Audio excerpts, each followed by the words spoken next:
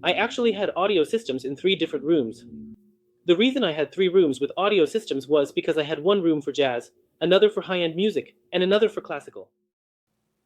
Hey guys, welcome back for another video. So this one has a lot of experimentation in it, trying a whole bunch of new stuff. This is an interview that I was able to get at this year's 2025 New York Audio Show, where I sat down with the guys from MON Acoustic, makers of some really interesting new speakers, and I spent a lot of time listening to them as well. Hope you enjoy it. Hello, I'm CEO Jun Hyeog, the founder and designer of MON Acoustic. Thank you. What defines a high-end loudspeaker in your view? The measurements, material, design, emotion? In my opinion, compared to the old days, there are now so many modern, high-quality speakers available nowadays that the measurements have improved significantly.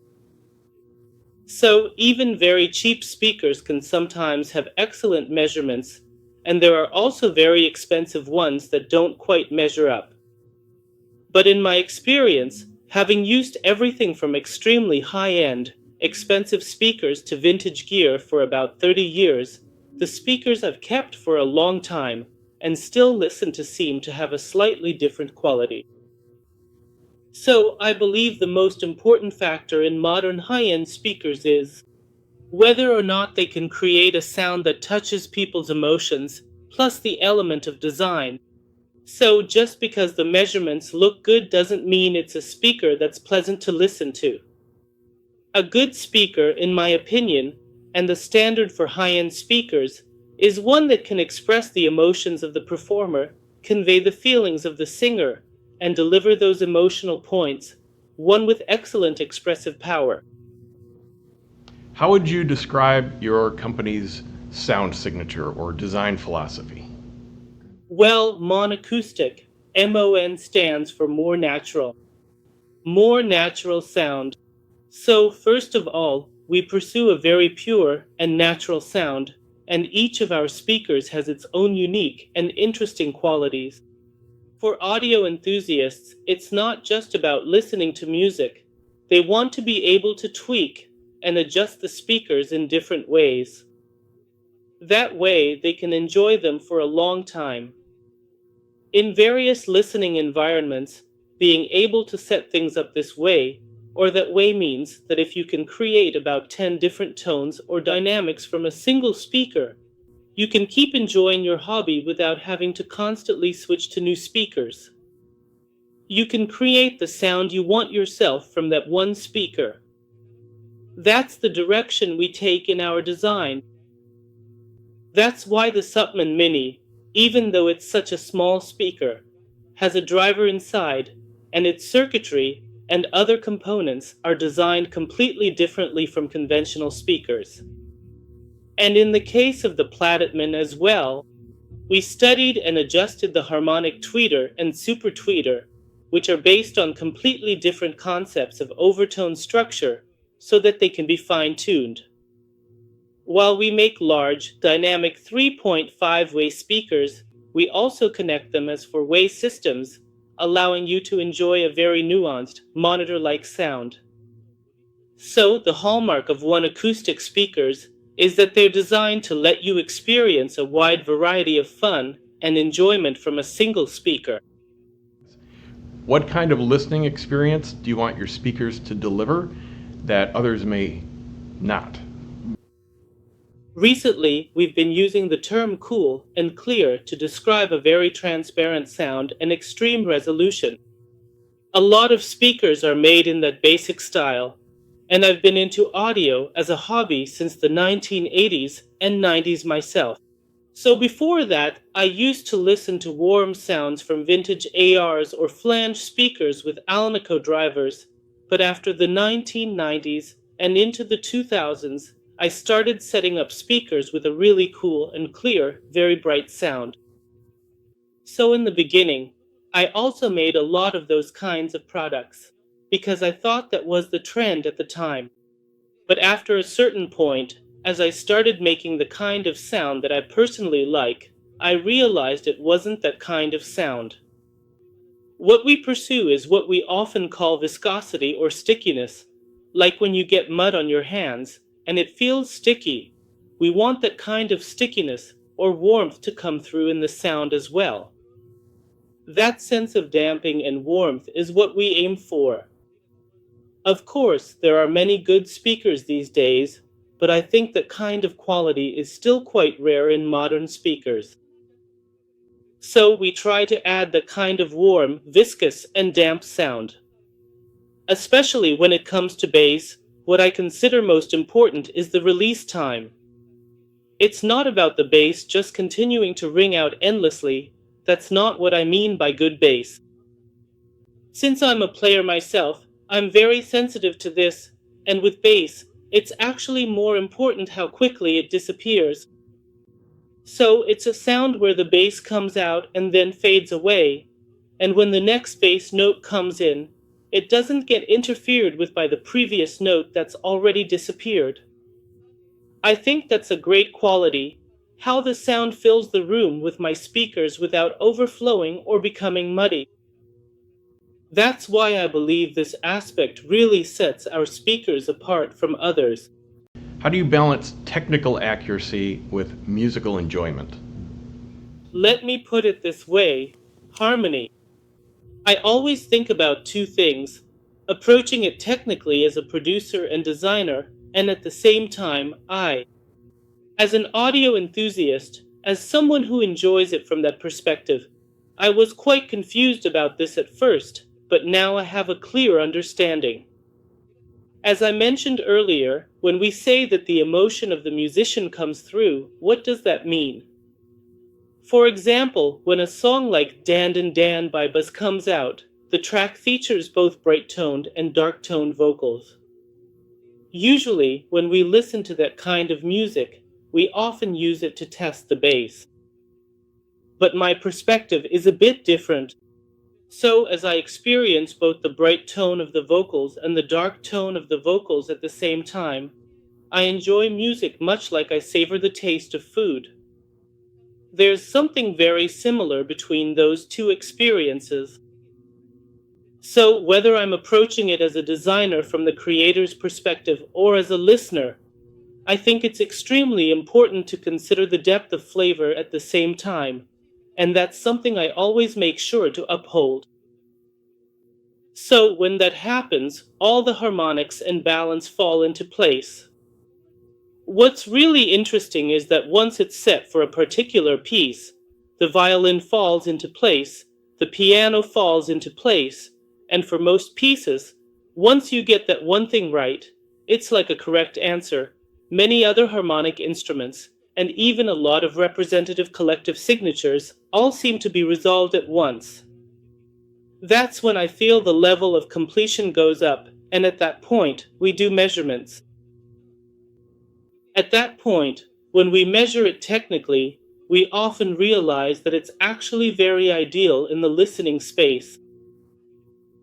We work in all sorts of spaces. Some are busy hubs, some are concrete rooms, and so on. Of course, when we set up in these various environments and listen to both the direct and reflected sounds, we can't possibly account for everything. But the most fundamental thing is that, when we hear the direct sound, people perceive it differently because of the shape of their ears. Still, as long as the brightness and darkness are clear, so that a bright song sounds bright and a dark piece sounds dark, the clarity holds up no matter what environment we're in. That's what I discovered, and when we measure it, we make a lot of use of those measurements when tuning our speakers. When it comes to the joy of music, I can say for sure that I have it. I've learned various instruments, and I've had many teachers in vocal music and rock, and so on. So I actually learned from about 3 different vocal teachers, and one of them once asked me, "Do you have music built into your heart like that?" When I heard that, it really made me realize something. Back then, I was in my 20s, and I was always humming, as if I had a bunch of CDs or records inside me. I realized that music was really embedded in my heart like that. So, the joy I feel when I listen to music with music already embedded in my heart is completely different from the joy I feel when I listen to music without anything inside me. There's a huge difference between the two. That's why we often ask so called audio enthusiasts, are you listening to the sound or are you listening to the music? At the core of that question is the fact that, when someone who is truly immersed in music listens to it on a good audio system, the sense of wonder and enjoyment is so much greater. I've experienced that many times myself. In a way, I think that's the best way we can repay the joy that music gives us, by listening to it on a great audio system. Can you explain your approach to crossover design and how it shapes the sound? There are so many different people who design crossovers in so many different ways. Textbooks talk about second and third order networks, and there are standard textbook examples, but interestingly, among the YouTubers I watch, some use fourth order networks, and there are people who go as far as third, fourth, fifth, even sixth order. There's a huge variety. I even saw such networks at this year's audio show. So while there are textbook standards for these networks, and if you run simulations with software, you might think you'll get about 60% of the way there. But in reality, things turn out quite differently. That's why, when I build a network, I first set up the basics, and then I do a lot of experimentation. Since I majored in mathematics, I listen to a statistically huge number of cases, and I even experiment with things that seem nonsensical. When do I stop? I stop when, despite everything, there comes a point where everything aligns and fits together. And even though it's been about 20 years since I started building networks, after a lot of trial and error, I realized that, in the end, when things fall into place according to the so-called textbook formulas, there are points where that matches up with what I discover through my many experiments. When I reach that condition and can stop, it's really fascinating, and I take that into serious consideration when building networks. But actually, when building this network, things like impedance and the phase between units, how much the phase shifts, are really important. It's impossible for there to be no phase shift at all. To minimize phase shift as much as possible, the order of the network really has to go up, and back in the day, when I used to build networks, I made them extremely complicated. But as a maker, when I was creating products, I kept reducing and simplifying the complexity, and in the end, I thought that making things really simple was the best and resulted in the highest level of perfection. So when I was an amateur, I used really complex networks, but over time, I tried to make things as simple as possible. For things that couldn't be done by the network, like the shape, optimization, or the driver, since we made our own drivers, we focused on making the driver as simple as possible while still using the network, and put more effort into designing the enclosure and the driver itself so that the driver could perform at its best. So at first, we made the network complicated, but later on, we made it as simple as possible. For the parts that couldn't be solved by the network, we perfected things by making a really good driver and enclosure. That's the kind of work we do now as professionals. So you guys are showcasing your beautiful new VC2 speakers here at the show, and they have a number of unique features. One of which I noticed is they're made of quite thick aluminum, which is almost unheard of in the audio world. What's the design decision going with that versus typical wood? The reason we use aluminium cabinets is because, before making them out of aluminium, we make about 3 samples out of wood in the exact same size. When we make them out of aluminium, the sound is very different. Among the many differences, the biggest one is the damping and texture of the low frequencies. They're very different. So our speakers, like the Fleetman Bush 1 and Bush 2, are actually very compact speakers. Even though they're compact, they deliver textured, powerful bass with good damping. It delivers a clear response, and for comparison, we designed the impedance curve of the VC2 below to rise from 20 Hz. To achieve this, it's really important for the unit and the aluminium body to work together harmoniously. Before we made the speaker with the aluminium body, we used the same components. We carefully make approximately 3 samples out of wood with the same shape and size. This way, we can do direct A/B testing of each sound, and there are a lot of differences in the sound. Also, even in a very compact size, we get the damping and sticky texture we want. And we can measure very linearly from 20 Hz to 40,000 Hz. For the low-frequency part of the VC2, we carefully measure the impedance curve. It's a characteristic curve that rises and then falls, and at 20 Hz it rises like this, so the bass of 20 Hz is very rich and full. But to make sure it doesn't get muddy and maintains that important damping, the aluminium body is absolutely essential. That's exactly why we use an aluminium body. So another of the very unique features I notice of your system, and it's truly a system because it's multiple components, is that it consists of the main bookshelf MTM speakers on top of the additional modules with both a super tweeter and subwoofers built in. Now what's really unique, at least in our market, is they're user configurable. I see you've got multiple ports that can be plugged with various phase plugs in different configurations. Plus, you have 2 completely different crossover networks that you can choose on the fly. Plus, you have a super tweeter level with multiple different settings. Now, what's unique about that is most consumers here just set up their speakers and never touch them. Is the user configurable speakers something that's more common in your home market, or is that also new for you? Setting up audio as a kid was fun and inspired my passion for sound. Those memories led me to become an audio maker. We'd swap out the speaker cables, try different wires, change up the tone. Those were pretty much the limits of what we could do. But honestly, changing the setup or switching out the cables is really something only someone with a great ear can do, and it costs a lot every time you do it. Of course, it's fun, but still. So, the more you love audio and the more of an enthusiast you are. Trying out all sorts of different setups becomes part of the fun.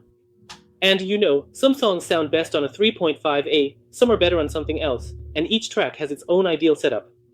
Back when I was younger, before I got married, I actually had audio systems in 3 different rooms. The reason I had 3 rooms with audio systems was because I had one room for jazz, another for high-end music, and another for classical. I enjoyed splitting them up like that. But after I got married and started living together, having 3 rooms just for my audio hobby after getting married would basically be choosing death for myself. So as an enthusiast, even though I really wanted my own space, if I left multiple audio systems around, my wife wouldn't like it. That's why I started looking for something I could enjoy with just one system. That led me to want to create something like that. And so, even in Korea, people here like things that are cute, intricate, and enjoy tinkering. In the US, there are more professional engineers and designers, so people there might like it more. When someone creates a masterpiece that can't be improved further, here we call someone skilled and ask, "This is what I've got, what do you think? Which matching is best? What cable should I use and which amp should I pick?" We ask experts about these things. But I don't think that's the right answer. The real process is trying things out in your own environment, experimenting this way and that, and listening to a lot of music to find the answer yourself.